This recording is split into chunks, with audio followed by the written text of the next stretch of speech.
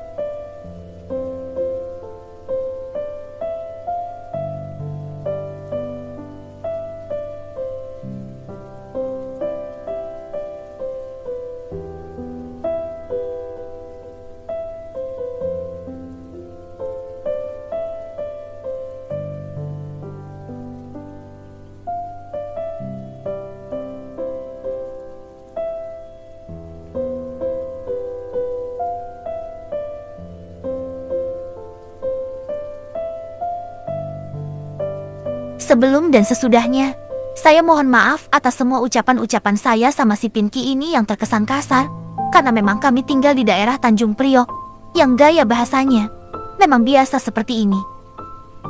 Pada intinya, tujuanku dan si Pinky gibahin si Emput ini semata-mata, sedikitnya tanpa disadari, sebagai bentuk edukasi juga buat si Pinky pribadi, bahwasanya wanita itu ibarat berlian mahal yang harus terjaga kualitasnya.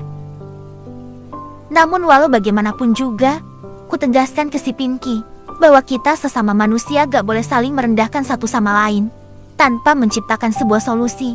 Dan jikalau berani ngasih kritik, maka harus berani juga ngasih solusi, minimal mencarikan solusi. Dan di sini, ku coba nengahin dan tenangin si Pinky. Ku coba kasih nasihat bahwa semua orang juga bisa kalau cuma gibah dan gosipin mah. Namun di sini, marilah kita saling bekerja sama cari solusi. Jangan hanya bisa menghakimi.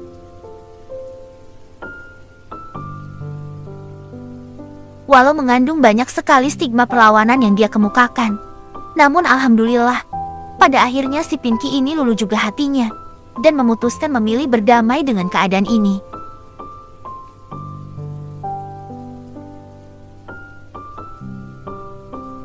Senang sekali rasanya melihat hubungan mereka akur, walau terkesan lucu, tapi di sini ku merasakan hal yang belum pernah kurasakan sebelumnya, karena menyaksikan perdamaian di antara mereka merupakan tujuan utamaku sejak dulu.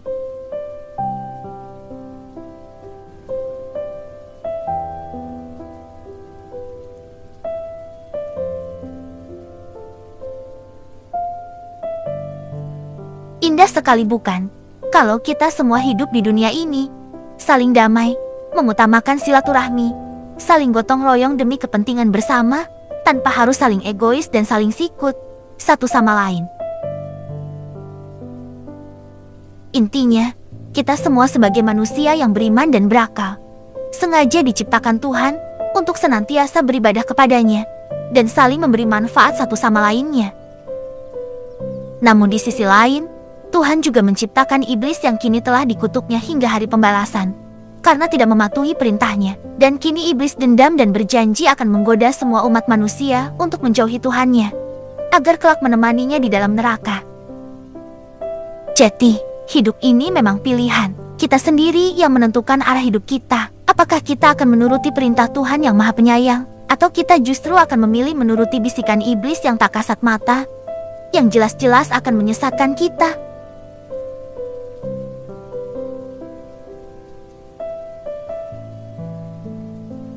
Dan kini, hampir setiap malam, semuanya kukumpulkan di sini. Bahkan bukan hanya mereka saja, siapapun boleh datang kemari untuk sekedar jajan, curhat, atau bahkan sekedar mencari suaka. Mari kita pecahkan dan cari solusinya di sini denganku. Bukan untuk cari panggung, bukan sok alim, bukan juga sok pintar. Prinsipku cuma satu, ku hanya ingin berusaha memberi manfaat kepada semua orang yang membutuhkan, sesuai kemampuanku.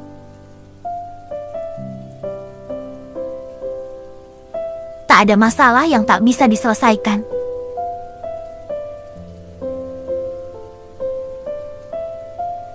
Bersama kesulitan, ada kemudahan.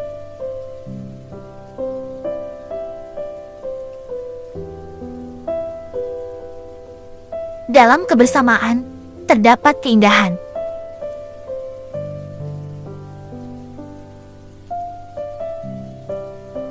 Saling memberi hadiah mampu mengendalikan amarah.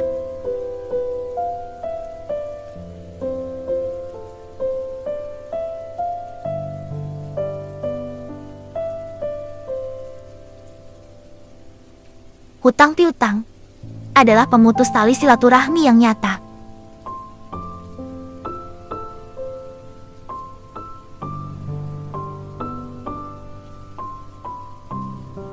Ilmu tabur tuai itu nyata adanya.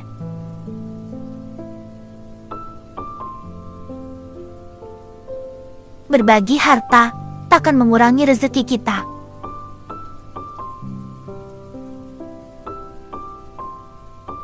Selain Tuhan, tak ada yang paling setia di dunia ini. Walau kita sering melupakannya, namun Ia tetap memberi kita rezeki. Apakah kita tak malu?